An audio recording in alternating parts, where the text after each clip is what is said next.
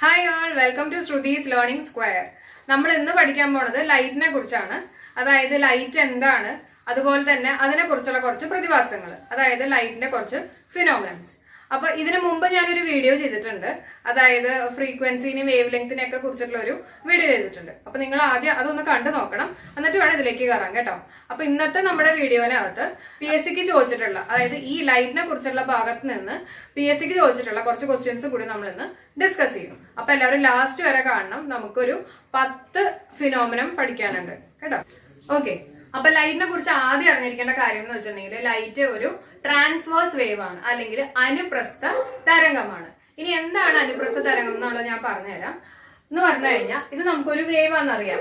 Light എന്ന് പറയുന്നത് waves ആണ്, അതായത് ലൈറ്റ് വേവ്സ് എന്നാണ് നമ്മൾ എപ്പോഴും പറയാറ്. അപ്പൊ ഈ വേവ്സിനകത്തുള്ള പാർട്ടിക്കിൾസ്, നമുക്കറിയാം വേവ്സിനകത്ത് എന്തുണ്ട്, പാർട്ടിക്കിൾസ് ഉണ്ട്. ഈ പാർട്ടിക്കിൾസ് എല്ലാതും ഇങ്ങനെയായിരിക്കും വൈബ്രേറ്റ് ചെയ്യുന്നത് കേട്ടോ.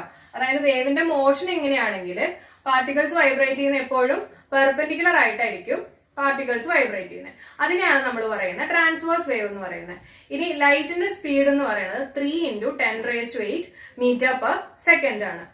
ലൈറ്റ് ഏറ്റവും സ്പീഡിൽ സഞ്ചരിക്കുന്നത് വാക്യൂമിലാണ്, അതേപോലെ തന്നെ ഏറ്റവും സ്പീഡ് കുറഞ്ഞ് സഞ്ചരിക്കുന്നത് ഡയമണ്ടിലാണ്. ഇനി നമുക്ക് ലൈറ്റിന്റെ ആദ്യത്തെ ഫിനോമിനം പഠിക്കാം. അതായത് ആദ്യത്തെ പ്രതിഭാസം എന്ന് പറയുന്നത് റെക്റ്റിലീനിയർ പ്രോപ്പർട്ടി ഓഫ് ലൈറ്റ് ആണ്. എന്താണ് റെക്റ്റിലീനിയർ പ്രോപ്പർട്ടി ഓഫ് ലൈറ്റ് എന്ന് പറഞ്ഞു കഴിഞ്ഞാൽ ലൈറ്റ് എപ്പോഴും ഒരു നേർരേഖയിലായിരിക്കും സഞ്ചരിക്കുന്നത്. അതായത് light always travels in A straight line. ഈ ഒരു പ്രോപ്പർട്ടി കൊണ്ടാണ് നമുക്ക് ഷാഡോ ഉണ്ടാവാനുള്ള കാര്യം. ഏതെങ്കിലും ഒരു ഒബ്ജക്റ്റില് ലൈറ്റ് വന്ന് വീണ് കഴിയുമ്പോഴായിരിക്കും നമുക്ക് ഷാഡോ കിട്ടുന്നത്. അപ്പൊ ലൈറ്റ് സ്ട്രെയിറ്റ് ലൈൻ ആയിട്ട് പാസ് ചെയ്തുകൊണ്ട് മാത്രമായിരിക്കും നമുക്ക് ഷാഡോ ഉണ്ടാവാനുള്ള കാര്യം. ലൈറ്റിന്റെ അടുത്ത പ്രോപ്പർട്ടി എന്ന് പറയുന്നത് റിഫ്ലക്ഷൻ ആണ്. റിഫ്ലക്ഷന്റെ മലയാളം എന്താണ്? പ്രതിഫലനം. അതെന്താന്നുള്ളത് നമുക്ക് നോക്കാം. അപ്പൊ ഞാൻ ആദ്യം ഒരു എക്സാമ്പിൾ പറഞ്ഞുതരാം. ഞാനൊരു ബോൾ എടുത്തിട്ട് ഒരു മതിലിലേക്ക് എറിഞ്ഞു എന്ന് വിചാരിച്ചോ. അപ്പൊ ബോൾ പോയിട്ട് ആ മതിൽ ഇടിച്ചിട്ട് തിരിച്ചിങ്ങോട്ട് വരും. അതേപോലെ തന്നെയാണ് ലൈറ്റും. സ്മൂത്ത് സർഫസ് ഞാൻ എടുക്കുകയാണ്, സ്മൂത്ത് ആയിട്ടുള്ള ഒരു മിറർ പോലത്തെ ഒരു സർഫസ്. ഇപ്പൊ ഇതെന്റെ മിററാന്ന് വിചാരിക്കുക. ഇത് അതിന്റെ സ്മൂത്ത് ആയിട്ടുള്ള സർഫസും പുറകിലുള്ളത് ഇത്തിരി ഞാൻ പെയിന്റ് അടിച്ചിരിക്കുകയാണ്, ഒരു മെർക്കുറി കോട്ടിങ് ഞാൻ കൊടുത്തിരിക്കുകയാണ്. എന്തുകൊണ്ടാണ് മെർക്കുറി കോട്ടിങ് കൊടുക്കാൻ കാര്യം എന്ന് വെച്ചിട്ടുണ്ടെങ്കിൽ അല്ലെങ്കിൽ ലൈറ്റ് എന്ത് പറ്റും, അതിനകത്തോടെ കടന്നു പോകും. അതിന് വേണ്ടിയിട്ട് ലൈറ്റ് അതിനകത്തോടെ കടന്നു പോവാതിരിക്കാനാണ് ഞാൻ പുറകില് ഒരു മെർക്കുറി കോട്ടിങ് കൊടുക്കാൻ കാര്യം. ഇനി ലൈറ്റ് വന്ന് വീഴാണ്, ഇതുപോലത്തെ ഒരു സ്മൂത്ത് സർഫസിൽ ലൈറ്റ് വന്ന് വീണ് കഴിയുമ്പോൾ ആ ലൈറ്റ് റിഫ്ലക്ട് ചെയ്ത് പോകും. അപ്പൊ വന്ന് വീഴുന്ന ലൈറ്റ് റേനെയാണ് ഞാൻ ഇങ്ങനെ വരച്ചിരിക്കുന്നത്. അതിന്റെ ഒരു ആരോ മാർക്ക് ഞാനിവിടെ കൊടുത്തിട്ടുണ്ട്. ഇത് വന്ന് വീഴുന്ന ലൈറ്റ് റേ ആണ്. ഇത് അവിടെ ഇടിച്ചിട്ട് തിരിച്ചു പോകുന്ന ലൈറ്റ് റേനെയാണ് ഞാൻ ഈ ഒരു ലൈൻ വെച്ചിട്ട് ഞാൻ റെപ്രസെന്റ് ചെയ്തിരിക്കുന്നത്. അപ്പൊ എപ്പോഴും നിങ്ങൾ ആലോചിക്കേണ്ട ഒരു കാര്യം എന്ന് വെച്ചാൽ ഇതിലൊരു നോർമൽ നമ്മൾ വരയ്ക്കും. നോർമൽ എന്ന് പറഞ്ഞു കഴിഞ്ഞാൽ 90 ഡിഗ്രി. ഈ 90 ഡിഗ്രിയും വന്ന് വീഴുന്ന ഇൻസിഡന്റ് റേയും തമ്മിലുള്ള ആംഗിൾ ആണ് ആംഗിൾ ഓഫ് ഇൻസിഡൻസ്. അതാണ് ഈ ആംഗിൾ. ഓക്കെ, അതേപോലെ തന്നെ തിരിച്ചു പോകുന്ന, അതായത് റിഫ്ലക്ട് ചെയ്ത് പോകുന്ന റേയും നോർമലും തമ്മിലുള്ള ആംഗിൾ ആണ് ആംഗിൾ ഓഫ് റിഫ്ലക്ഷൻ. അതാണ് ഈ ആംഗിൾ. അപ്പൊ അതിന് വേണ്ടിയിട്ട് നമ്മൾ എപ്പോഴും ഒരു 90 ഡിഗ്രി വരച്ചിട്ടുണ്ടാവണം. പിന്നെ ഈ റിഫ്ലക്ഷനിൽ നമ്മൾ അറിഞ്ഞിരിക്കേണ്ട കാര്യം എപ്പോഴും ആംഗിൾ ഓഫ് ഇൻസിഡൻസും ആംഗിൾ ഓഫ് റിഫ്ലക്ഷനും ഈക്വൽ ആയിരിക്കും. ക്ലിയർ ആയല്ലോ? അതായത് ഈ ആംഗിളും ഈക്വൽ ആയിരിക്കും. അടുത്ത പ്രോപ്പർട്ടി പഠിക്കാം, അതാണ് റിഫ്രാക്ഷൻ അല്ലെങ്കിൽ അപവർത്തനം കേട്ടോ. റിഫ്രാക്ഷൻ അല്ലെങ്കിൽ അപവർത്തനം. അപ്പൊ ഇതിൽ എന്താ സംഭവിക്കണേ എന്നുള്ളത് നോക്കാം. ഇവിടെ ലൈറ്റ് എപ്പോഴും ട്രാവൽ ചെയ്യണത് ഒരു മീഡിയത്തിൽ നിന്ന് വേറൊരു മീഡിയത്തിലാണ് കേട്ടോ. അതായത് ഇതിപ്പോ എന്റെ ബൗണ്ടറി ആണെന്ന് വിചാരിക്കാം. ഇവിടെ 2 മീഡിയം ഉണ്ട്. മീഡിയം എന്ന് പറഞ്ഞാൽ എന്താ, ഒന്നല്ലെങ്കിൽ എയർ വാട്ടർ അല്ലെങ്കിൽ വാട്ടർ ഗ്ലാസ്, അങ്ങനെ എന്ത് വേണമെങ്കിലും എനിക്ക് എടുക്കാം. അപ്പൊ ഇതൊരു ബൗണ്ടറി ആണ്. ഇതെന്റെ മീഡിയം 1ഉം ഇതെന്റെ മീഡിയം 2 ആണെന്ന് വിചാരിക്കാം. ഇനി ലൈറ്റ് റേ കണ്ടോ, ഇത് ലൈറ്റ് റേ ആണ്. ലൈറ്റ് റേ വന്നിട്ട് ഈ ബൗണ്ടറിയിൽ വന്ന് ഇടിച്ചിട്ട് എങ്ങനെയാ പോകുന്നത്? ഇങ്ങനെ സ്ട്രെയിറ്റ് ആയിട്ടാണോ പോയേ? അല്ല, ഇങ്ങനെ സ്ട്രെയിറ്റ് ആയിട്ട് പോയില്ല. അതിന് പകരം ഈ ലൈറ്റ് റേ ഇത്തിരി ഒന്ന് വ്യതിചലിച്ചു. അതിന്റെ നേർരേഖയിൽ നിന്ന് അത് ഇത്തിരി അങ്ങ് വ്യതിചലിച്ചിട്ടാണ് പോയേക്കുന്നത് അല്ലെ. ഇത് നോക്കിക്കഴിഞ്ഞാൽ അറിയാം, ലൈറ്റ് ഒന്ന് ബെൻഡ് ചെയ്തു. എങ്ങോട്ടാ ബെൻഡ് ചെയ്തേ, അല്ലെങ്കിൽ എങ്ങോട്ടാണ് അത് വ്യതിചലിച്ചത്? നോർമലിന്റെ അടുത്തേക്ക്. ഇതാണ് നമ്മുടെ നോർമൽ. അതിന്റെ അടുത്തേക്കാണ് ലൈറ്റ് റേ, നോർമലിന്റെ അടുത്തേക്കാണ് അത് ബെൻഡ് ചെയ്തത്. എന്തുകൊണ്ടാന്ന് വെച്ചിട്ടുണ്ടെങ്കിൽ 2 കേസ് ഉണ്ട് നമ്മൾക്ക് ശരിക്കും. ഒന്ന് റേറർ ടു ഡെൻസർ, അതായത് എന്റെ ഫസ്റ്റ് മീഡിയം എന്ന് പറയുന്നത് റേറർ ആണ്. റേറർ എന്ന് പറഞ്ഞാൽ എന്താ, അവിടെ സാന്ദ്രത കുറവാണ്. അപ്പൊ സാന്ദ്രത കുറഞ്ഞിട്ടുള്ള ഒരു സ്ഥലത്ത് നിന്ന്, ഒരു മീഡിയത്തിൽ നിന്ന് സാന്ദ്രത കൂടിയിട്ടുള്ള ഒരു മീഡിയത്തിലേക്ക് ലൈറ്റ് ട്രാവൽ ചെയ്യുമ്പോൾ എപ്പോഴും ലൈറ്റ് പോകണം എങ്ങോട്ടായിരിക്കും? നോർമലിന്റെ അടുത്തേക്കായിരിക്കും ലൈറ്റ് നീങ്ങുന്നത്, അല്ലെങ്കിൽ ആ റേ നീങ്ങുന്നത്. അതാണ് ഞാനിവിടെ RDT എന്ന് കൊടുക്കാൻ കാര്യം. RDT എന്ന് പറഞ്ഞു കഴിഞ്ഞാൽ റേറർ ടു ഡെൻസർ ആണെങ്കിൽ ലൈറ്റ് പോകുന്നത് it will be towards the normal, എപ്പോഴും നോർമലിന്റെ അടുത്തേക്കായിരിക്കും. അതാണ് RDT. അപ്പൊ ഇത് ഓർക്കാനുള്ള ഒരു ടെക്നിക്ക് എന്ന് പറഞ്ഞു കഴിഞ്ഞാൽ റെഡി, RD എന്ന് പറഞ്ഞാൽ റെഡി എന്ന് ആലോചിക്കാം. റെഡി ആയിട്ടുണ്ടെങ്കിൽ ടീ കുടിക്കാം. ഓക്കെ, ഇതാണ് ഇതിന്റെ ഒരു കുഞ്ഞി കോഡ്. ഇനി അതേപോലെ തന്നെ അടുത്ത കേസ് ഞാൻ എടുക്കുകയാണ്. അതായത് എന്റെ ഫസ്റ്റ് മീഡിയം എന്ന് പറയുന്നത് ഡെൻസർ ആണ്, സാന്ദ്രത കൂടിയത്. ഇത് റേറർ ആണ്. അപ്പൊ ഒരു ലൈറ്റ് റേ വന്ന് ഇടിച്ചിട്ട് ആ ലൈറ്റ് റേ എങ്ങനെയാ പോയേക്കുന്നത്? നോർമലിന്ന് ഇത്രയും നീങ്ങിയിട്ടാണ് പോയേക്കുന്നത്. ശരിയല്ല, അടുത്തൊന്നും അല്ല, അത് കുറച്ചും കൂടെ, അതായത് it moves away from the normal ആണ്. അപ്പൊ ഡെൻസറിൽ നിന്ന് റേററിലേക്ക് പോവാണെങ്കിൽ it moves away from the normal. അപ്പൊ നിങ്ങൾ ഏതെങ്കിലും ഒരെണ്ണം ഓർത്ത് വെച്ചാൽ മതി. ഞാനിപ്പോ RDT ആണ് ഓർത്ത് വെക്കാറ്. അപ്പൊ നമുക്ക് ആ കോഡ് വെച്ചിട്ട് അതങ്ങ് പഠിക്കാൻ പറ്റും. അപ്പൊ റിഫ്രാക്ഷൻ എന്ന് പറയുകയാണെങ്കിൽ ലൈറ്റ് ഒരു മീഡിയത്തിൽ നിന്ന് വേറൊരു മീഡിയത്തിലേക്ക് ട്രാവൽ ചെയ്യുമ്പോൾ അതിന്റെ ശരിക്കുള്ള പാത്തിൽ നിന്ന് കുറച്ചൊന്ന് ഡീവിയേറ്റ് ചെയ്യും, അല്ലെങ്കിൽ കുറച്ചൊന്ന് വ്യതിചലിക്കും. ഇതിനെയാണ് നമ്മൾ പറയുന്നത് റിഫ്രാക്ഷൻ. ഇനി നമുക്ക് കുറച്ച് എക്സാമ്പിൾസ് നോക്കാം. ഇപ്പൊ ഒരു പെൻസില് നമ്മളൊരു ബീക്കറിനകത്ത് കുറച്ച് വെള്ളം വെച്ചിട്ട് അതിനകത്തൊരു പെൻസിൽ വെച്ച് കഴിയുമ്പോഴേക്കും നമുക്ക് ഒത്തിരി ബെൻഡ് ചെയ്ത പോലെ തോന്നും, ഇത്തിരി വളഞ്ഞ പോലെ നമുക്ക് തോന്നും. അതിന് കാരണം റിഫ്രാക്ഷൻ ആണ്. അപ്പൊ റിഫ്രാക്ഷന്റെ ഓരോ എക്സാമ്പിൾസ് ആണ് ഞാനിവിടെ എഴുതിയേക്കണം കേട്ടോ. അപ്പൊ റിഫ്രാക്ഷൻ കൊണ്ടാണ് ഇങ്ങനെ പെൻസിൽ ബെൻഡ് ചെയ്ത പോലെ നമുക്ക് തോന്നാൻ കാര്യം. പിന്നെ early sunrise and late sunset, അതായത് സൂര്യൻ മുഴുവനായിട്ട് ഉദിച്ചിട്ടില്ലെങ്കിലും നമുക്ക് ഭൂമിയിലിരിക്കുന്ന ആൾക്ക് ലൈറ്റ് ചെറുതായിട്ട് കിട്ടിത്തുടങ്ങും. അതിന്റെ കാരണം എന്താന്ന് വെച്ചിട്ടുണ്ടെങ്കിൽ റിഫ്രാക്ഷൻ ആണ്. എന്താന്നുള്ളത് നോക്കിക്കോ. ഇതിപ്പോ നമ്മുടെ ഭൂമിയാണെന്ന് വിചാരിക്കുക, ഇത് നമ്മുടെ സൂര്യനാണ്. സൂര്യൻ ഉദിച്ചു കഴിഞ്ഞിട്ടില്ല, അവിടെ ജസ്റ്റ് ഒന്ന് ഉദിക്കുന്നേ ഉള്ളൂ. അപ്പൊ എന്തെന്ന് വെച്ചാൽ സൂര്യനിൽ നിന്നുള്ള റേസ് വന്നിട്ട് അറ്റ്മോസ്ഫിയർ, ഇതാണ് നമ്മുടെ അറ്റ്മോസ്ഫിയർ, അറ്റ്മോസ്ഫിയറിൽ എത്തിയിട്ട് റിഫ്രാക്ട് ചെയ്തിട്ടായിരിക്കും നമ്മുടെ ഭൂമിയിലേക്ക് വരുന്നത്. അപ്പൊ ഭൂമിയിൽ ഒരാൾ ഇരിക്കുകയാണെങ്കിൽ അയാൾക്ക് അത് കുറച്ച് ലൈറ്റ് കിട്ടും. അപ്പൊ അതുകൊണ്ടാണ് സൂര്യൻ മുഴുവനായിട്ട് ഉദിച്ചിട്ടില്ലെങ്കിൽ നമുക്ക് ലൈറ്റ് റേസ് കിട്ടാനുള്ള കാര്യം. It is because of refraction. അടുത്ത എക്സാമ്പിൾ എന്ന് പറഞ്ഞു കഴിഞ്ഞാൽ ട്വിങ്ക്ലിംഗ് ഓഫ് സ്റ്റാർസ് ആണ്. അതായത് സ്റ്റാർസ് മിന്നും. ഓക്കെ, അപ്പൊ എന്തുകൊണ്ടാണ് അങ്ങനെ വരാനുള്ള കാര്യം എന്ന് വെച്ചാൽ it is because of refraction. എങ്ങനെയാന്ന് വെച്ചിട്ടുണ്ടെങ്കിൽ സ്റ്റാറിൽ നിന്ന് വരുന്ന ലൈറ്റ് നമ്മുടെ അറ്റ്മോസ്ഫിയറിൽ കൂടെ പാസ് ചെയ്യും. അറ്റ്മോസ്ഫിയറിൽ നമുക്കറിയാം എന്തുണ്ട്, ഡിഫറെന്റ് ലെയേഴ്സ് ഉണ്ട്. ഓരോ ലെയേഴ്സിനും ഡിഫറെന്റ് ഡെൻസിറ്റീസ് ആണ് ഉള്ളത്. അപ്പൊ അങ്ങനെ വരുന്ന ലൈറ്റ് റിഫ്രാക്ട് ചെയ്തിട്ടായിരിക്കും നമ്മുടെ കണ്ണിലേക്ക് എത്തുന്നത്. കുറച്ച് ലൈറ്റ് നമ്മുടെ കണ്ണിലേക്ക് എത്തും, അതുപോലെ തന്നെ കുറച്ച് എത്താതിരിക്കും. അപ്പൊ എത്തുമ്പോൾ നമുക്ക് അതിനെ കാണാൻ പറ്റും, എത്താത്ത സമയത്ത് നമുക്ക് ആ ഒരു ലൈറ്റ് കിട്ടില്ല. ആ ഒരു റീസൺ കൊണ്ടാണ് നമുക്കത് മിന്നുന്ന പോലെ തോന്നുന്നത്. മിറാഷ് അല്ലെങ്കിൽ മരീചിക. അപ്പൊ മിറാഷ് എന്നൊക്കെ കേട്ട് കഴിയുമ്പോൾ നിങ്ങൾക്ക് പലർക്കും അറിയായിരിക്കും എന്താണ് മിറാഷ് എന്ന് പറഞ്ഞു കഴിഞ്ഞാൽ. നല്ല ചൂട് കാലത്ത് നമ്മളിപ്പോ മരുഭൂമിയിലോ അല്ലെങ്കിൽ നമ്മുടെ റോഡിലൊക്കെ നോക്കിക്കഴിഞ്ഞാൽ ഇത്തിരി വെള്ളമുള്ള പോലെ നമുക്ക് തോന്നും. അതെന്താ കാര്യം എന്ന് വെച്ചിട്ടുണ്ടെങ്കിൽ it is because of refraction ആണ്. റിഫ്രാക്ഷന്റെ ഒരു എക്സാമ്പിൾ വരുന്നതാണ് നല്ല ചൂട് കാലത്ത് ഈ റോഡിന്റെ മുകളിലുള്ള ലെയേഴ്സ് എല്ലാം നന്നായി ചൂടായിട്ട് അതിന് ഡിഫറെന്റ് ആയിട്ടുള്ള എന്തുണ്ടാവും, ഡെൻസിറ്റീസ് ആയിരിക്കും ഉണ്ടാവുന്നത് കേട്ടോ. ഡിഫറെന്റ് ആയിട്ടുള്ള ഡെൻസിറ്റീസ് ആയി കഴിയുമ്പോൾ ലൈറ്റ് റേ എന്ത് വരുന്ന വെച്ചാൽ ഈ ഓരോ ലെയേഴ്സിൽ കൂടെ സഞ്ചരിച്ച് കഴിയുമ്പോൾ അതൊരു സിക്സാക് പാറ്റേണിലായിരിക്കും ലൈറ്റ് റേ സഞ്ചരിക്കുന്നത്. കാരണം റിഫ്രാക്ഷൻ നടക്കും, പിന്നെ അങ്ങനെ റിഫ്രാക്ട് ചെയ്തായിരിക്കും സഞ്ചരിക്കുന്നത്. അപ്പൊ അങ്ങനെയുള്ള ഒരു പാറ്റേൺ ആയിരിക്കും നമ്മുടെ കണ്ണിലേക്ക് വരുന്നത്. അപ്പൊ നമുക്ക് ഈ വെള്ളത്തിൽ ഓളങ്ങൾ ഉള്ള പോലത്തെ ഒരു അതുപോലെ നമുക്ക് തോന്നും. അപ്പൊ അതാണ് മിറാഷ് ഉണ്ടാവാനുള്ള കാര്യം. അപ്പൊ റിഫ്രാക്ഷന്റെ കുറെ എക്സാമ്പിൾസ് എന്ന് പറയുന്നത്, ഒന്ന് പെൻസിൽ നമുക്ക് വെള്ളത്തിൽ വയ്ക്കുമ്പോൾ ബെൻഡ് ചെയ്ത പോലെ തോന്നും. അടുത്തത് ഏർലി സൺറൈസ് അല്ലെങ്കിൽ ലേറ്റ് സൺസെറ്റ്. മൂന്നാമത്തെ കേസ് എന്ന് പറഞ്ഞാൽ ട്വിങ്ക്ലിംഗ് ഓഫ് സ്റ്റാർസ് ആണ്. സ്റ്റാർസ് നമുക്ക് മിന്നണ പോലെ തോന്നും. നാലാമത്തെ കേസ് എന്ന് പറഞ്ഞാൽ മിറാഷ് ആണ്. അതേപോലെ തന്നെ ഈ കുളത്തിന് അധികം ആഴം തോന്നാത്ത കേസ്, അതായത് പോണ്ട് അപ്പിയേഴ്സ് ഷാലോ. അങ്ങനെയുള്ള കുറെ റീസൺസ് ഒക്കെ നമുക്ക് റിഫ്രാക്ഷൻ കൊണ്ടാണ് ഉണ്ടാവുന്നത്. അപ്പൊ നിങ്ങൾ ഈ പോയിന്റ്സുകളെല്ലാം ഒന്ന് നോട്ട് ചെയ്ത് വെക്കുക. ഇതിൽ ഏതെങ്കിലും ഒരു പോയിന്റ് ആയിരിക്കും ചിലപ്പോൾ നമ്മുടെ അടുത്ത് എക്സാമിൽ ചോദിക്കുക. അപ്പൊ ഓർത്ത് വെക്കുക, ഇതിന്റെ എല്ലാ റീസൺസ് എന്താണ്? റിഫ്രാക്ഷൻ ആണ്. അടുത്ത നമ്മൾ പഠിക്കാൻ പോണ ഫിനോമിനം എന്ന് പറയുന്നത് ഡിഫ്രാക്ഷൻ ആണ്, അല്ലെങ്കിൽ വിഭങ്കനം. അപ്പൊ ഡിഫ്രാക്ഷൻ എന്ന് പറയുകയാണെങ്കിൽ ബെൻഡിങ് ഓഫ് ലൈറ്റ് തന്നെയാണ് ഡിഫ്രാക്ഷനിലും പറയുന്നത്. പക്ഷെ ഒപ്പേക്ക് ആയിട്ടുള്ള ഒരു ഒബ്ജക്റ്റില് ലൈറ്റ് വന്ന് വീണ് കഴിയുമ്പോൾ എന്ത് പറ്റും? ആ ലൈറ്റ് അങ്ങ് സ്പ്രെഡ് ചെയ്യും, അല്ലെങ്കിൽ ആ ലൈറ്റ് ബെൻഡ് ചെയ്തു പോകും. ഇതിനാണ് നമ്മൾ പറയുന്നത് ഡിഫ്രാക്ഷൻ എന്ന് പറയുന്നത്. അതേസമയം റിഫ്രാക്ഷനിൽ എന്താ പറ്റുന്നത്? ലൈറ്റ് ഒരു മീഡിയത്തിൽ നിന്ന് വേറൊരു മീഡിയത്തിലേക്ക് വരുമ്പോഴാണ്. ആ രണ്ട് മീഡിയത്തിൽ ഡിഫറെന്റ് ഡെൻസിറ്റീസ് ആണ്. അതുകൊണ്ടാണ് ലൈറ്റ് റിഫ്രാക്ട് ചെയ്യാൻ കാര്യം. പക്ഷെ ഡിഫ്രാക്ഷനിൽ പറഞ്ഞിരിക്കുന്നത് ലൈറ്റ് ഡിഫ്രാക്ട് ചെയ്യണം അല്ലെങ്കിൽ ലൈറ്റ് ബെൻഡ് ചെയ്യാൻ കാര്യം എന്തുകൊണ്ടാണ്? ഒരു ഒപ്പേക്ക് ആയിട്ടുള്ള ഒരു ഒബ്ജക്റ്റിൽ എത്തിക്കഴിയുമ്പോഴാണ് നമ്മുടെ ലൈറ്റ് അവിടെ ഡിഫ്രാക്ട് ചെയ്യാനുള്ള കാര്യം. ഇനി ഡിഫ്രാക്ഷന്റെ ആപ്ലിക്കേഷൻസിലേക്കാണ് നമ്മൾ കിടക്കുന്നത്.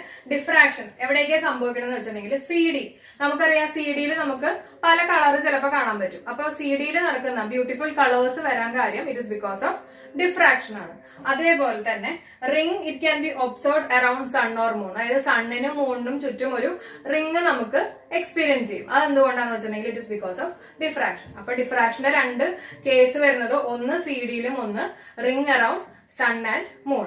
അപ്പൊ നിങ്ങൾ ഓർക്കാനുള്ള ഒരു എളുപ്പ വഴി എന്ന് പറഞ്ഞു കഴിഞ്ഞാൽ ഇങ്ങനെ CD ആണെങ്കിൽ നമുക്കറിയാം സർക്കിൾ ആണ്, അതുപോലെ തന്നെ സണ്ണും മൂണും ആണെങ്കിൽ നമുക്ക് സർക്കുലർ ഷേപ്പ് ആണ്. അപ്പൊ അങ്ങനെ ഒന്ന് കണക്ട് ചെയ്ത് പഠിച്ചാൽ മതി. അപ്പൊ ഡിഫ്രാക്ഷനിൽ വരുന്നത് ഈ 2 ആപ്ലിക്കേഷൻ ആണ്.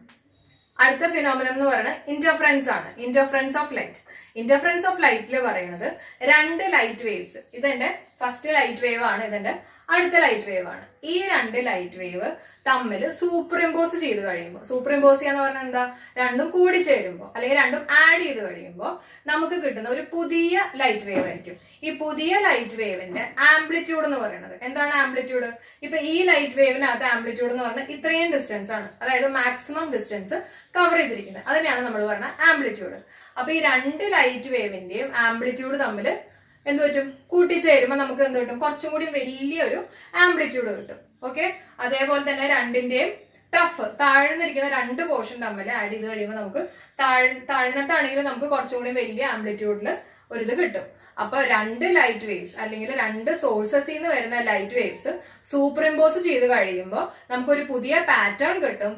ആ പാറ്റേണിനകത്തുള്ള ആംപ്ലിറ്റ്യൂഡ് എന്ന് പറയുന്നത് ഈ 2 വേവ്സ് തമ്മിൽ അതിന്റെ ആംപ്ലിറ്റ്യൂഡ് കൂട്ടുന്നതായിരിക്കും നമുക്ക് കിട്ടുന്ന പുതിയ പാറ്റേണിനകത്തുള്ള ആംപ്ലിറ്റ്യൂഡ്. അപ്പൊ ഈ 2 ലൈറ്റ് വേവ്സ് കൊഹറന്റ് സോഴ്സ് ആയിരിക്കണം. കൊഹറന്റ് സോഴ്സ് എന്ന് പറഞ്ഞു കഴിഞ്ഞാൽ ഈ 2 ലൈറ്റ് വേവ്സിനും ഒരേ ആംപ്ലിറ്റ്യൂഡും ഒരേ വേവ് ലെങ്ത്തും ആയിരിക്കണം ഉണ്ടാവുന്നത്. ഇതാണ് ഇന്റർഫറൻസിന്റെ ഒരു കണ്ടീഷൻ. ഇനി ഇന്റർഫറൻസിൽ നമുക്ക് 2 തരത്തിലായിട്ട് നമുക്ക് ഇന്റർഫറൻസ് നടക്കും. ഒന്ന് കൺസ്ട്രക്റ്റീവ് ഇന്റർഫറൻസും ഒന്ന് ഡിസ്ട്രക്റ്റീവ് ഇന്റർഫറൻസും. കൺസ്ട്രക്റ്റീവ് ഇന്റർഫറൻസ് എന്ന് പറഞ്ഞു കഴിഞ്ഞാൽ ഞാൻ നേരത്തെ പറഞ്ഞ എക്സാമ്പിൾ, അതായത് ക്രസ്റ്റും കൂടി ആഡ് ചെയ്യുമ്പോൾ എനിക്ക് കുറച്ചും കൂടി വലിയ ക്രസ്റ്റ് കിട്ടും. അതേപോലെ തന്നെ ട്രഫും തമ്മിൽ ആഡ് ചെയ്യുമ്പോൾ എനിക്ക് കുറച്ചും കൂടി വലിയ ട്രഫ് കിട്ടും. അതേസമയം ഒരു ക്രസ്റ്റും ഒരു ട്രഫും തമ്മിലാണ് ആഡ് ചെയ്യണമെങ്കിൽ എനിക്ക് കിട്ടണത് ഒന്നും കിട്ടില്ല. അതായത് ഒരു ബ്ലാക്ക് കളർ ആയിരിക്കും, ബ്ലാക്ക് ബാൻഡ് ആയിരിക്കും എനിക്ക് കിട്ടുന്നത്. അതായത് ഇതിപ്പോ +3 ആണെങ്കിൽ ഇതെന്തായിരിക്കും? -3. അപ്പൊ +3 + -3 എന്ന് പറയുമ്പോൾ എത്ര വരും? 0 അല്ലേ? അപ്പൊ അതിന്റെ അർത്ഥം നമുക്ക് ബാൻഡ് ഒന്നും, അതായത് ഒരു ഡാർക്ക് കളർ ആയിരിക്കും നമുക്ക് കിട്ടുന്നത്. അപ്പൊ ഇതാണ് നമ്മുടെ ഡിസ്ട്രക്റ്റീവ് ഇന്റർഫറൻസിന്റെ എക്സാമ്പിൾ. ഇനി കുറച്ച് നമുക്ക് എക്സാമ്പിൾസ് നോക്കാം. അതായത് beautiful colours on soap bubble. അതായത് സോപ്പ് ബബിളിൽ നമുക്ക് പല കളറുകൾ കാണാൻ പറ്റും. അതുപോലെ തന്നെ ബേർഡ്സിന്റെ ഫെദർ, നമുക്കറിയാം ഈ പ്രാവ് പോലെയുള്ള ബേർഡ്സിന്റെ ഒക്കെ കഴുത്തിൽ നോക്കുമ്പോൾ കുറച്ച് ഡിഫറെന്റ് കളേഴ്സ് നമുക്ക് കാണാൻ പറ്റും കേട്ടോ. അപ്പൊ അതൊക്കെ കാരണം എന്തുകൊണ്ടാണ്? ഇന്റർഫറൻസ് കൊണ്ടാണ്. അതേപോലെ തന്നെ colour pattern on oil over water, അതായത് റോഡിലൊക്കെ നോക്കുന്ന സമയത്ത് നമുക്ക് കുറച്ച് ഓയിലൊക്കെ പോയിട്ടുണ്ടെങ്കിൽ അതിൽ ഡിഫറെന്റ് കളേഴ്സ് കാണാൻ പറ്റും. അപ്പൊ ഇതെല്ലാം ഇന്റർഫറൻസിന്റെ ഒരു എക്സാമ്പിൾ ആണ്. അപ്പൊ ഇതിലെല്ലാം വരുന്നത് ഇന്റർഫറൻസ് ആണ് കേട്ടോ. അപ്പൊ ഏതൊക്കെയാണ്? Beautiful colours on soap bubble, birds feather, colour pattern on oil over water. അപ്പൊ ഇതെല്ലാം നിങ്ങളൊന്ന് നോട്ട് ചെയ്ത് വെക്കുക. ഇതെല്ലാം ഏതെങ്കിലും ഒരു ക്വസ്റ്റ്യൻ ആയിരിക്കും നിങ്ങളോട് ചോദിക്കുക എക്സാമിന്. അടുത്ത ഫിനോമിനമാണ് ടോട്ടൽ ഇന്റേണൽ റിഫ്ലക്ഷൻ അല്ലെങ്കിൽ പൂർണ്ണ ആന്തരിക പ്രതിഫലനം. ഇതിനെയാണ് നമ്മൾ ടോട്ടൽ ഇന്റേണൽ റിഫ്ലക്ഷൻ എന്ന് പറയുന്നത്. അപ്പൊ ഇതിലെന്താ ആലോചിക്കേണ്ടതെന്ന് വെച്ചിട്ടുണ്ടെങ്കിൽ ലൈറ്റ് എപ്പോഴും ട്രാവൽ ചെയ്യുന്നത് ഡെൻസർ ടു റെയറർ മീഡിയ ആയിരിക്കും. എപ്പോഴും നിങ്ങൾ ഓർത്ത് വെക്കുക, ടോട്ടൽ ഇന്റേണൽ റിഫ്ലക്ഷനിൽ നമ്മൾ അറിഞ്ഞിരിക്കേണ്ട കാര്യം എന്താണ്? ലൈറ്റ് എപ്പോഴും ട്രാവൽ ചെയ്യുന്നത് ഡെൻസറിൽ നിന്ന് റെയററിലേക്ക് ആയിരിക്കും. അതായത് സാന്ദ്രത കൂടിയിട്ടുള്ള ഒരു സ്ഥലത്ത് നിന്ന് കുറഞ്ഞിട്ടുള്ള സ്ഥലത്തേക്കായിരിക്കും ലൈറ്റ് ട്രാവൽ ചെയ്യുന്നത്. അപ്പൊ എങ്ങനെയെന്നുള്ളത് ഞാൻ പറഞ്ഞുതരാം. നിങ്ങൾ ആദ്യത്തെ ഈ ഒരു റേ നോക്കുക. ഈ ഒരു റേ നോക്കി കഴിയുമ്പോൾ ഞാനിവിടെ എഴുതിയിട്ടുണ്ട് ഡെൻസർ ടു റെയറർ ആണ്. ഈ ഒരു റേ 90 ഡിഗ്രിയിലാണ് പോകുന്നത്. അപ്പൊ അവിടെ റിഫ്രാക്ഷൻ നടക്കണില്ല, അതേപോലെ തന്നെ അതങ്ങ് പോകും കേട്ടോ. റിഫ്രാക്ഷൻ എന്ന് പറഞ്ഞാൽ എന്താ? ബെൻഡിങ്. ഇവിടെ ബെൻഡിങ് നടക്കുന്നില്ലല്ലോ, അപ്പൊ അതേപോലെ തന്നെ പോയി. ഇനി അടുത്ത എക്സാമ്പിളില് എന്റെ ലൈറ്റ് റേ ഇങ്ങനെ വന്ന് ഒരു മീഡിയത്തിൽ പോയിട്ട് ഇടിച്ചിട്ട് എന്ത് പറ്റി? ബൗണ്ടറിയിൽ പോയി ഇടിച്ചിട്ട് റിഫ്രാക്ട് ചെയ്തു അല്ലെ? അപ്പൊ ഡെൻസർ ടു റെയറർ നമുക്കറിയാം എങ്ങനെയായിരിക്കും ലൈറ്റ് റേ പോകുന്നത്? Away from the normal. അപ്പൊ അതുകൊണ്ടാണ് ഞാൻ ഈ റേ നോർമലിൽ നിന്ന് കുറച്ച് മാറ്റി വരച്ചിരിക്കുന്നത്. ഓക്കെ, ഇനി അടുത്ത കേസിൽ എന്റെ ആംഗിൾ ഓഫ് ഇൻസിഡൻസ് ഞാൻ കുറച്ചും കൂടെ കൂട്ടി. അതായത് ആംഗിൾ ഓഫ് ഇൻസിഡൻസ് ഇങ്ങനെയാണ് വന്നേക്കുന്നത്. അപ്പൊ ഈ ഒരു ആംഗിൾ ഓഫ് ഇൻസിഡൻസിൽ എന്റെ റിഫ്രാക്റ്റഡ് റേ എങ്ങനെയാണെന്ന് നോക്കിയേ. എന്റെ റിഫ്രാക്റ്റഡ് റേ എന്ന് പറയുന്നത് ഇങ്ങനെയാണ് വന്നേക്കുന്നത്. That means it is perpendicular, അതായത് പെർപെൻഡിക്കുലർ ആണ്. അപ്പൊ ഏത് ആംഗിൾ ഓഫ് ഇൻസിഡൻസിലാണ് റിഫ്രാക്റ്റഡ് റേ പെർപെൻഡിക്കുലർ ആയിട്ട് വരുന്നത്, ആ ആംഗിളിനെയാണ് നമ്മൾ പറയുന്നത് എന്ത്, ക്രിട്ടിക്കൽ ആംഗിൾ. എന്താണ്, ഏത് ആംഗിൾ ഓഫ് ഇൻസിഡൻസ്, ഏത് ആംഗിൾ ഓഫ് ഇൻസിഡൻസിലാണ് നമുക്ക് റിഫ്രാക്റ്റഡ് റേ 90 ഡിഗ്രി ആവുന്നത്, ആ ആംഗിളിനെയാണ് നമ്മൾ പറയുന്നത് ക്രിട്ടിക്കൽ ആംഗിൾ. ക്രിട്ടിക്കൽ ആംഗിൾ ഞാൻ ഡിനോട്ട് ചെയ്യുന്നത് IC എന്ന് പറഞ്ഞിട്ടാണ് കേട്ടോ. ഇനി അപ്പൊ ക്രിട്ടിക്കൽ ആംഗിൾ ക്ലിയർ ആയല്ലോ. ഇനി അടുത്ത കേസ് എന്ന് പറഞ്ഞു കഴിഞ്ഞാൽ ഈ ക്രിട്ടിക്കൽ ആംഗിളിനേക്കാളും കൂടുതലുള്ള ഒരു ആംഗിളിലാണ് ലൈറ്റ് വന്ന് വീണെന്ന് ഇരിക്കുക. അതായത് ഇതാണ് എന്റെ ക്രിട്ടിക്കൽ ആംഗിൾ, ഈ ഒരു ആംഗിളിനേക്കാളും കൂടുതലുള്ള ഒരു ആംഗിളിലാണ് ലൈറ്റ് വന്ന് വീഴുന്നത്. ഇപ്പൊ ഇൻസിഡന്റ് റേ ഇങ്ങനെയാണ് വന്ന് വീഴുന്നത്, ഇതിനേക്കാളും കൂടിയ ആംഗിൾ ആണ് ഇതെന്ന് വിചാരിക്കുക കേട്ടോ. അപ്പൊ അങ്ങനെ വരുമ്പോ എന്ത് വരുന്ന വെച്ചിട്ടുണ്ടെങ്കിൽ പിന്നെ റിഫ്രാക്ഷൻ നടക്കണില്ല, അത് ആ സെയിം മീഡിയത്തിലേക്ക് തന്നെ റിഫ്ലക്ട് ചെയ്ത് വരും. അതായത് ലൈറ്റ് റേ ക്രിട്ടിക്കൽ ആംഗിളിനേക്കാളും ഗ്രേറ്റർ ആയിട്ടുള്ള ഒരു ആംഗിളിലാണ് വന്ന് വീഴുന്നതെങ്കിൽ ആ റേ അതേ മീഡിയത്തിലേക്ക് തന്നെ റിഫ്ലക്ട് ചെയ്ത് വരും. ഇതിനെയാണ് നമ്മൾ പറയുന്നത് ടോട്ടൽ ഇന്റേണൽ റിഫ്ലക്ഷൻ അല്ലെങ്കിൽ പൂർണ്ണ ആന്തരിക പ്രതിഫലനം. ക്ലിയർ ആയല്ലോ. അപ്പൊ എപ്പോഴും ശ്രദ്ധിക്കേണ്ടത് TIRന് അത് രണ്ട് കാര്യങ്ങളാണ്. ഒന്ന്, എപ്പോഴും റേ പാസ് ചെയ്യണത്, ടോട്ടൽ ഇന്റേണൽ റിഫ്ലക്ഷൻ നടക്കണമെങ്കിൽ എപ്പോഴും റേ പാസ് ചെയ്യണത് ഡെൻസർ ടു റെയറർ ആയിരിക്കും. അത് ഫസ്റ്റ് കേസ്. സെക്കൻഡ് കേസ് എന്താ പറയുന്നത്, ക്രിട്ടിക്കൽ ആംഗിളിനേക്കാളും, ഞാൻ ക്രിട്ടിക്കൽ ആംഗിൾ IC എന്നാണ് ഡിനോട്ട് ചെയ്തിരിക്കുന്നത്, ക്രിട്ടിക്കൽ ആംഗിളിനേക്കാളും ഗ്രേറ്റർ ആയിട്ടുള്ള ഒരു ആംഗിളിലാണ് ലൈറ്റ് റേ വന്ന് വീഴണമെങ്കിൽ അപ്പൊ മാത്രമേ നമുക്ക് ടോട്ടൽ ഇന്റേണൽ റിഫ്ലക്ഷൻ നടക്കുള്ളൂ. ഇനി ടോട്ടൽ ഇന്റേണൽ റിഫ്ലക്ഷന്റെ കുറച്ച് എക്സാമ്പിൾസ് എവിടെയൊക്കെയാണ് നടക്കണമെന്നുള്ളതാണ് ഞാൻ എഴുതിയേക്കുന്നത്. അപ്പൊ ഇതൊക്കെ ഭയങ്കര ഇമ്പോർട്ടന്റ് ആണ്. ഒന്ന് ഡയമണ്ടിനകത്ത് നടക്കുന്നത് ടോട്ടൽ ഇന്റേണൽ റിഫ്ലക്ഷൻ ആണ്. അതുകൊണ്ടാണ് അത് നന്നായിട്ട് അങ്ങ് സ്പാർക്കിൾ ചെയ്യാനുള്ള കാര്യം കേട്ടോ. പിന്നെ അതുപോലെ തന്നെ ഒപ്റ്റിക്കൽ ഫൈബർ, ഒപ്റ്റിക്കൽ എക്സാമ്പിൾ ആണ് ഒപ്റ്റിക്കൽ ഫൈബർ. അപ്പൊ ഒപ്റ്റിക്കൽ ഫൈബർ നമുക്കറിയാം എന്തിനാണ് നമ്മൾ ഉപയോഗിക്കുന്നത്, ഒരു ലൈറ്റ് ഒരു സ്ഥലത്ത് നിന്ന് വേറൊരു സ്ഥലത്തേക്ക് ട്രാൻസ്ഫർ ചെയ്യാനാണ് നമ്മൾ ഒപ്റ്റിക്കൽ ഫൈബർ യൂസ് ചെയ്യുന്നത്. അപ്പൊ ഒരു ഒപ്റ്റിക്കൽ ഫൈബറിന്റെ ഒരു ചെറിയൊരു ഫിഗർ പോലെയാണ് ഞാൻ വരച്ചേക്കുന്നത്. അതായത് അകത്തുള്ളത് കോറും പുറത്തുള്ളത് ക്ലാഡിങ്ങും. ഇനി കോറിനകത്തായിരിക്കും ഡെൻസിറ്റി കൂടുതൽ കേട്ടോ, ക്ലാഡിങ്ങിനകത്ത് ഡെൻസിറ്റി കുറച്ചും കൂടെ കുറവായിരിക്കും. ഒപ്റ്റിക്കൽ ഫൈബറിനകത്ത് നമുക്കറിയാം ഡെൻസർ ആണ്, കോറാണ് അകത്തുള്ളത്, ക്ലാഡിംഗ് എന്ന് പറയുന്നത് പുറത്തുള്ള ഒരു ഷീൽഡിങ് പോലെ, ഒരു പ്രൊട്ടക്റ്റീവ് ലെയർ ആണ് നമ്മൾ ക്ലാഡിംഗ് എന്ന് പറയുന്നത്. അപ്പൊ ക്ലാഡിങ്ങിനകത്തുള്ള റിഫ്രാക്റ്റീവ് ഇൻഡെക്സ് അല്ലെങ്കിൽ നമ്മുടെ ഡെൻസിറ്റി കുറവായിരിക്കും. അപ്പൊ ഡെൻസറിൽ നിന്ന് റെയറിലേക്ക് പോകുമ്പോൾ എന്ത് വരുന്ന വെച്ചിട്ടുണ്ടെങ്കിൽ ആ വന്ന് ഇടിക്കുന്ന ആംഗിൾ എന്ന് പറയുന്നത് ക്രിട്ടിക്കൽ ആംഗിളിനേക്കാളും കൂടുതലാണ്. അതായത് കോറിനകത്ത് ലൈറ്റ് വന്ന് ഇടിക്കുന്ന ആംഗിൾ എന്ന് പറയുന്നത് ക്രിട്ടിക്കൽ ആംഗിളിനേക്കാളും കൂടുതലാണ്. അതുകൊണ്ട് എന്ത് പറ്റും, ആ ലൈറ്റ് സെയിം മീഡിയത്തിലേക്ക് തന്നെ തിരിച്ച് റിഫ്ലക്ട് ചെയ്ത് വരും കേട്ടോ, ഇങ്ങനെ പുറത്തേക്ക് പോവില്ല. അപ്പൊ അങ്ങനെ ആ ലൈറ്റ് ഇടിച്ച് ലാസ്റ്റ് നമുക്ക് ഒട്ടും എനർജി ലോസ് ഇല്ലാണ്ട് ആ ലൈറ്റ് കിട്ടും. ഇതാണ് ഒപ്റ്റിക്കൽ ഫൈബറിൽ നടക്കുന്ന ഒരു കാര്യം. അപ്പൊ രണ്ട് കാര്യങ്ങൾ ഓർത്ത് വെക്കുക. ഒന്ന്, ഡെൻസർ ടു റെയറർ ആയിരിക്കണം എപ്പോഴും ലൈറ്റ് ട്രാവൽ ചെയ്യേണ്ടത്. അതേപോലെ തന്നെ അടുത്ത കേസ് എന്ന് പറയുന്നത് ക്രിട്ടിക്കൽ ആംഗിളിനേക്കാളും ഗ്രേറ്റർ ആയിട്ടുള്ള ആംഗിളിൽ പോയി ഇടിച്ചാൽ മാത്രമേ അത് തിരിച്ച് ആ അതേ മീഡിയത്തിലേക്ക് വരുള്ളൂ. അടുത്തൊരു എക്സാമ്പിൾ ആണ് ലൂമിങ്. അപ്പൊ it is because of total internal reflection. അടുത്ത നമ്മൾ പഠിക്കാൻ പോകുന്ന ഫിനോമിനമാണ് ഡിസ്പേർഷൻ. ഡിസ്പേർഷൻ എന്ന് പറഞ്ഞു കഴിഞ്ഞാൽ പ്രകീർണനം. അപ്പൊ ഡിസ്പേർഷനിൽ എന്താ നടക്കണേന്ന് വെച്ചിട്ടുണ്ടെങ്കിൽ സൂര്യനിൽ നിന്ന് വരുന്ന വെളിച്ചം ഒരു പ്രിസത്തിനകത്തൂടെ നമ്മൾ കടത്തി വിട്ട് കഴിയുമ്പോൾ നമുക്ക് 7 കളറുകളായിട്ട് അത് സ്പ്ലിറ്റ് ചെയ്യും. അതായത് വൈറ്റ് ലൈറ്റ് ഒരു പ്രിസത്തിനകത്തൂടെ നമ്മൾ പാസ് ചെയ്ത് കഴിയുമ്പോൾ അത് 7 കളേഴ്സ് ആയിട്ട്, ആ 7 കളേഴ്സ് എന്ന് പറയുന്നത് നമുക്കറിയാം വിബ്ജിയോർ ആണ്, അങ്ങനെ അത് സ്പ്ലിറ്റ് ചെയ്ത് വരും. ഇതിനെയാണ് നമ്മൾ പറയുന്നത് ഡിസ്പേർഷൻ. ഇനി നമുക്കറിയാം ഈ വിബ്ജിയോറിനകത്ത് ഏറ്റവും കൂടുതൽ ഡീവിയേറ്റ് ചെയ്യുന്ന കളർ എന്ന് പറയുന്നത് വയലറ്റ് ആണ്. ഇനി ഡിസ്പേർഷനകത്ത് വരുന്ന ഒരു കാര്യമാണ് നമ്മുടെ റെയിൻബോ ഫോർമേഷൻ കേട്ടോ. അതായത് മഴവില്ല് എങ്ങനെയാണ് ഉണ്ടാവണേന്നുള്ളത് ഞാൻ പറഞ്ഞുതരാം. നമുക്കറിയാം നമ്മൾ മെയിൻ ആയിട്ട് മഴവില്ല് കാണുന്നത് മഴയുള്ള ദിവസങ്ങളിലാണ്. അപ്പൊ മഴയുള്ള ദിവസങ്ങളിൽ നമ്മുടെ റെയിൻ ഡ്രോപ്സ് ഉണ്ടല്ലോ, അതായത് ഓരോ തുള്ളികളും ഓരോ പ്രിസം പോലെ ആക്ട് ചെയ്യും. ഞാൻ നേരത്തെ പറഞ്ഞിരുന്നു എന്താണ്, ഒരു പ്രിസത്തിനകത്തൂടെ വൈറ്റ് ലൈറ്റ് പാസ് ചെയ്ത് കഴിയുമ്പോൾ അത് 7 കളറുകളായിട്ട് സ്പ്ലിറ്റ് ചെയ്തു പോകും. അതേപോലെ തന്നെയാണ് നമ്മുടെ അന്തരീക്ഷത്തിൽ നടക്കുന്ന ഓരോ തുള്ളികളും ഓരോ ലെൻസ് പോലെ, ഓരോ പ്രിസം പോലെ ആക്ട് ചെയ്യും. ഇപ്പൊ ഇതിനകത്ത് ഞാനിവിടെ വരച്ചു വെച്ചിട്ടുണ്ടെന്ന് സംഭവിക്കണമെന്ന് വെച്ചാൽ ഇത് ഒരു മഴത്തുള്ളിയാണ് കേട്ടോ, അത് ഒരൊറ്റ ഡ്രോപ്പിന്റെ കേസാണ്.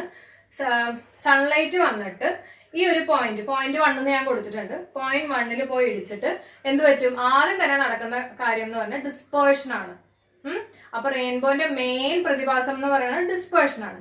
അപ്പൊ ആദ്യം തന്നെ ഡിസ്പേർഷൻ നടക്കും എന്ന് പറഞ്ഞാൽ എന്താ, 7 കളറുകളായിട്ട് സ്പ്ലിറ്റ് ചെയ്യും.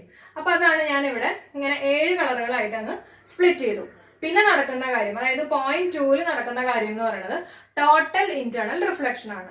അതായത് വന്നു വീഴുന്ന ആംഗിള് ക്രിട്ടിക്കൽ ആംഗിളിനേക്കാളും കൂടുതലായതുകൊണ്ട് അത് തിരിച്ച് അതേ മീഡിയത്തിലേക്ക് തന്നെ റിഫ്ലക്ട് ചെയ്ത് വരുന്നു. അതാണ് ഇവിടെ വന്ന് ഇടിച്ചിട്ട് ഈ 7 കളേഴ്സും റിഫ്ലക്ട് ചെയ്ത് ഇവിടെ വരെ എത്തി, അതായത് പോയിന്റ് 3 വരെ എത്തി. ഇനി നടക്കുന്നത് പോയിന്റ് 3 നടക്കുന്ന എന്താണ്, റിഫ്രാക്ഷൻ ആണ് എന്ന് പറഞ്ഞു കഴിഞ്ഞാൽ ഇവിടം വരെ എത്തിയിരിക്കുന്ന റേസ് തിരിച്ച് ഈ ഒരു മീഡിയത്തിൽ നിന്ന് അടുത്തൊരു മീഡിയത്തിലേക്ക് പോവുകയാണ്. അപ്പൊ അത് ബെൻഡ് ചെയ്ത് റിഫ്രാക്ട് ചെയ്തത് പോകും. അപ്പോ ഇതിപ്പോ നമ്മളാണ് ഇവിടെ നിൽക്കണമെങ്കിൽ, ഞാനൊരു കണ്ണാണ് ഇവിടെ വരച്ചിരിക്കുന്നത്, നമ്മളിവിടെ നിൽക്കുകയാണെങ്കിൽ റെഡ് ലൈറ്റ് ഉണ്ടാക്കുന്ന ആംഗിൾ ആണ് 42.8 ഡിഗ്രി. ഇത് നിങ്ങൾ നോട്ട് ചെയ്ത് വെക്കണം. ഈ ഒരു ആംഗിൾ ചോദിക്കാറുണ്ട്. റെഡ് ലൈറ്റ് ഉണ്ടാക്കുന്ന ആംഗിൾ 42.8 ഡിഗ്രി ആണ്. അതേസമയം വയലറ്റ് ഉണ്ടാക്കുന്ന ആംഗിൾ 40.8 ഡിഗ്രി ആണ് കേട്ടോ. അപ്പൊ ഈ റെയിൻബോ എന്ന് പറയുന്നത് ഭയങ്കര ഇമ്പോർട്ടന്റ് ആണ്. PSC സ്ഥിരം ചോദിക്കുന്ന ഒരു ക്വസ്റ്റ്യൻ ആണ്. 3 കാര്യങ്ങൾ ഇതിനകത്ത് നടക്കുന്നുണ്ട്. പക്ഷെ PSC ഇതിനകത്ത് ചോദിക്കുകയാണെങ്കിൽ PSCയുടെ ക്വസ്റ്റ്യൻസിന്റെ ആൻസർ എന്ന് പറയുന്നത് ആൻസർ കീയിൽ കൊടുത്തിരിക്കുന്നത് ഡിസ്പേർഷൻ ആണ്. ശരിക്കും പറഞ്ഞാൽ 3 കാര്യങ്ങൾ നടക്കുന്നുണ്ട്. പക്ഷെ അതിനകത്ത് ഏറ്റവും സ്യൂട്ടബിൾ ആയിട്ട് നടക്കുന്ന കാര്യം എന്ന് പറഞ്ഞു കഴിഞ്ഞാൽ ഡിസ്പേർഷൻ ആണ്. റെയിൻബോ ഉണ്ടാവുമ്പോൾ അതിൻ്റെ ഏറ്റവും, അതായത് ഔട്ടർ മോസ്റ്റ് നമുക്ക് വരുന്നത് റെഡ് കളറും ഏറ്റവും താഴെ ഉണ്ടാവുന്നത് നമുക്ക് വയലറ്റ് കളറുമാണ് കേട്ടോ. പിന്നെ അതൊന്ന് നോട്ട് ചെയ്ത് വയ്ക്കാൻ ചോദിക്കാറുണ്ട് കേട്ടോ, പുറത്ത് ഏതാണ് താഴെ ഏതാണെന്നുള്ളത് ചോദിക്കാറുണ്ട്. നമ്മുടെ ഭൂമിയിൽ നിന്ന് നോക്കുമ്പോൾ ഈ മഴവില്ല് ഏത് ഷേപ്പിലാണ് നമുക്ക് കാണാറുള്ളത്? നമുക്കറിയാം സെമി സർക്കിളിലാണ് നമ്മൾ മഴവില്ല് കാണാറുള്ളത്. ഇനി സ്പേസിൽ നിന്ന് നോക്കുമ്പോൾ നമുക്ക് മഴവില്ല് ഏത് ഷേപ്പിലാണ് കാണാറുള്ളത്? നമുക്കൊരു സർക്കിളായിട്ടായിരിക്കും മഴവില്ല് കാണാറുള്ളത്. അപ്പോൾ ഇതെല്ലാം ഒന്ന് നോട്ട് ചെയ്ത് വയ്ക്കുക. ഇതെല്ലാം എക്സാമിന് ചോദിച്ചിട്ടുള്ള ക്വസ്റ്റ്യൻസ് ആണ്. അടുത്തത് നമ്മൾ പഠിക്കാൻ പോണത് സ്കാറ്ററിങ് അല്ലെങ്കിൽ വിസരണം. ഇതിലെന്താ നടക്കണമെന്ന് വെച്ചിട്ടുണ്ടെങ്കിൽ, ഈ സൂര്യനിൽ നിന്ന് വരുന്ന പ്രകാശം നമ്മുടെ അന്തരീക്ഷത്തിൽ കുറേ മോളിക്യൂൾസ് ഉണ്ട് അല്ലേ, കുറേ ഡസ്റ്റ് പാർട്ടിക്കിൾസ് ഉണ്ട്, കുറേ വാട്ടർ മോളിക്യൂൾസ് ഉണ്ട്. ഇതിലെല്ലാം ഇടിച്ചിട്ട് കുറച്ച് റിഫ്ലക്റ്റ് ചെയ്ത് കുറച്ച് സ്കാറ്റർ ചെയ്തൊക്കെ പോകും. അപ്പോൾ ഇതാണ് നമ്മുടെ സ്കാറ്ററിങ്ങിൽ നടക്കുന്നത്. അപ്പോൾ ഈ സ്കാറ്ററിങ് കാരണമാണ് ബ്ലൂ കളർ ഓഫ് സ്കൈ വരാൻ കാര്യം, അതായത് സ്കൈയും ഓഷനും അതൊക്കെ ബ്ലൂ കളർ ആവാനുള്ള കാര്യം സ്കാറ്ററിങ് ആണ്. അടുത്തത് നമ്മൾ പഠിക്കാൻ പോണത് ടിൻഡൽ എഫക്റ്റ് ആണ്. അപ്പോൾ ടിൻഡൽ എഫക്റ്റ് എന്ന് പറഞ്ഞു കഴിഞ്ഞാൽ ലൈറ്റ് റേയുടെ പാത്ത് നമുക്ക് അറിയാൻ പറ്റും. അതായത് ലൈറ്റ് റേ എങ്ങനെയാണ് വന്നതെന്നുള്ളത് നമുക്ക് അറിയാൻ പറ്റും. അതായത് ഇപ്പോൾ ഓടുള്ള വീടുകളൊക്കെ ഉണ്ടെങ്കിൽ, ഈ ഓടിൻ്റെ ഇടയിൽ ചെറിയൊരു ഹോൾ വല്ലതും ഉണ്ടെങ്കിൽ സൂര്യപ്രകാശം വന്നു കഴിയുമ്പോൾ നമുക്കറിയാം അത് ഏത് വഴിക്കാണ് വന്നതെന്നുള്ളത് നമുക്ക് കാണാൻ പറ്റും. കുറച്ച് പൊടികളൊക്കെ നമുക്ക് അങ്ങ് ഫീൽ ചെയ്യും. അപ്പോൾ സൂര്യപ്രകാശം വന്നേക്കുന്ന വഴി നമുക്ക് അറിയാൻ പറ്റും. അപ്പോൾ ഈ ഒരു ഫിനോമിനത്തിനെയാണ് നമ്മൾ പറയുന്നത് ടിൻഡൽ എഫക്റ്റ് എന്ന് പറയുന്നത്. അപ്പോൾ ടിൻഡൽ എഫക്റ്റ് കാണിക്കുന്നത് കൊളോയിഡൽ പാർട്ടിക്കിൾസ് ആണ്. അതായത് കുറച്ച് പാർട്ടിക്കിൾസ് ഉണ്ട്. ഈ പാർട്ടിക്കിൾസിൽ വന്ന് ലൈറ്റ് വന്ന് വീണ് കഴിയുമ്പോൾ ഈ പാർട്ടിക്കിൾസ് ലൈറ്റിനെ സ്കാറ്റർ ചെയ്യും. ഇതാണ് ടിൻഡൽ എഫക്റ്റിൽ നടക്കുന്നത്. ഇനി നമ്മൾ പഠിക്കാൻ പോകുന്നത് ലാസ്റ്റ് വണ്ണാണ്, അതായത് ഫോട്ടോ ഇലക്ട്രിക് എഫക്റ്റ്. അതായത് ലൈറ്റിൽ നിന്ന് വീഴുന്ന, ലൈറ്റിൽ എന്തുണ്ട്, ഫോട്ടോൺസ് ഉണ്ടെന്ന് നമുക്കറിയാം. അപ്പോൾ ലൈറ്റിൽ നിന്ന് വീഴുന്ന ഫോട്ടോൺസ് ഒരു മെറ്റലിലാണ് ലൈറ്റ് വന്ന് വീഴണമെന്ന് വിചാരിക്കുക. മെറ്റലിൽ എന്തുണ്ട്, നമുക്കറിയാം മെറ്റലിൽ എക്സസ് ആയിട്ട് ഇലക്ട്രോൺസ് ഉണ്ട്. അപ്പോൾ ലൈറ്റ് വന്ന് മെറ്റലിൽ വന്ന് ഇടിച്ചു കഴിയുമ്പോൾ ഈ മെറ്റലിനകത്തുള്ള ഇലക്ട്രോൺസ് ഇജക്ട് ചെയ്ത് പോകും. അപ്പോൾ ഈ ഇലക്ട്രോൺസ് നീങ്ങുകയാണല്ലോ. അപ്പോൾ ഇലക്ട്രോൺസ് നീങ്ങുമ്പോൾ നമുക്ക് എന്തുണ്ടാവും, കറണ്ട് ഉണ്ടാവും. അങ്ങനെ കിട്ടുന്ന കറണ്ടിനെയാണ് നമ്മൾ പറയുന്നത് ഫോട്ടോ ഇലക്ട്രിക് കറണ്ട്. ഈ ഒരു ഫിനോമിനത്തിനെയാണ് നമ്മൾ പറയുന്നത് എന്ത്, ഫോട്ടോ ഇലക്ട്രിക് എഫക്റ്റ്. അപ്പോൾ ഇന്നത്തെ ക്ലാസ് എല്ലാവർക്കും ഇഷ്ടമായെന്ന് ഞാൻ വിശ്വസിക്കുന്നു. എല്ലാവർക്കും മനസ്സിലായിട്ടുണ്ടോയെന്നുള്ള അറിയില്ല. അപ്പോൾ നിങ്ങൾ തീർച്ചയായും നിങ്ങളുടെ അഭിപ്രായങ്ങൾ എനിക്ക് കമൻ്റായിട്ടൊന്ന് എഴുതുക. അതുപോലെ തന്നെ എൻ്റെ ചാനൽ സബ്സ്ക്രൈബ് ചെയ്യാത്ത ആൾക്കാരൊന്ന് സബ്സ്ക്രൈബ് ചെയ്യുക, ലൈക്ക് ചെയ്യുക, ഷെയർ ചെയ്യുക. താങ്ക്